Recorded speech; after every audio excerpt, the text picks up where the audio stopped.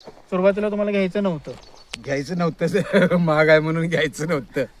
आणि आता तुम्ही घेतल्यानंतर तुम्हाला फरक जाणवला. आता अगोदरच घेतला असतं तर बरं झालं असतं वाटते. आता आपण कांद्याच्या प्लॉटवर आहोत. गाव सौंदलगा, तालुका निपाणी, जिल्हा बेळगाव. आमच्या बरोबर जे आहेत ते श्री बाळासो चव्हाण साहेब म्हणून आहेत, त्यांचाच हा प्लॉट आहे. इथे जरा हा व्हिडिओ दाखवा.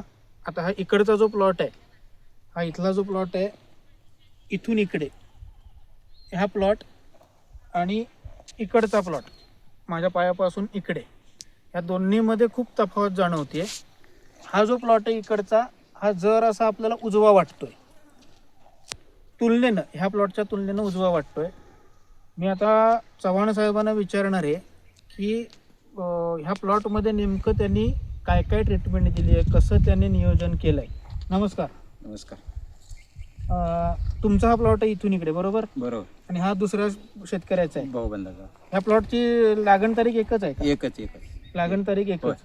ओके. किती दिवस झाले प्लॉटला? 2 महिने? 2-2.25 महिने झाले. 2-2.25 महिने झाले. मग तुमचा प्लॉट एवढा उजवा दिसतोय, याचं कारण काय? ही आम्ही कायम आता आपलं ग्रीन हार्वेस्टची खतं वापरतो. Green harvest special. आणि परत ते त्याबरोबर आम्ही पृथ्वी ओराची आळवणी घेतली. पृथ्वीरी जोराची. पृथ्वी जोरा 10-34 ओके. हे product green harvest nature care वाल्यांचे वापरले होते. वापरले. ग्रीन हार्वेस्ट स्पेशल किती वर्षापासून वापरताय? मी जवळजवळ 5-6 वर्ष झाली. 5-6 वर्ष झाली. होय. 5-6 वर्षात आता जमीन पण चांगली झाली असेल. अगदी. आणि हे ओरा यंदा वापरलाय का पहिल्यांदा? हे पहिल्यांदाच वापरले. आळवणीतनं सोडलं. आळवणीत. किती वेळा दिलं? 2 वेळा. काय फरक जाणवला तुम्हाला? आम्हाला दाखवता का? आता इथंच फरक तुम्ही बघा, ह्यो प्लॉट आणि ह्यो प्लॉट बघा. नाही तसं नव्हतं, त्या पाती आणि ह्या ह्याच्यात दाखवा आम्हाला फरक. पातीत म्हटलं तर ते तिथं आहे बघा. हा, इथे दाखवा जरा. ते काढलेला कांदा आहे ते. हा. आता इथं मोजायचं म्हटलं तर बघा की इथं आता 1 2 3 4 5 6 7 8 9 10 11 12 13 आणि 14 पाती आहेत. 14 पातीवर आहे. आणि कांद्याचा हे गंड जास्त मोठा झालेला आहे. बर.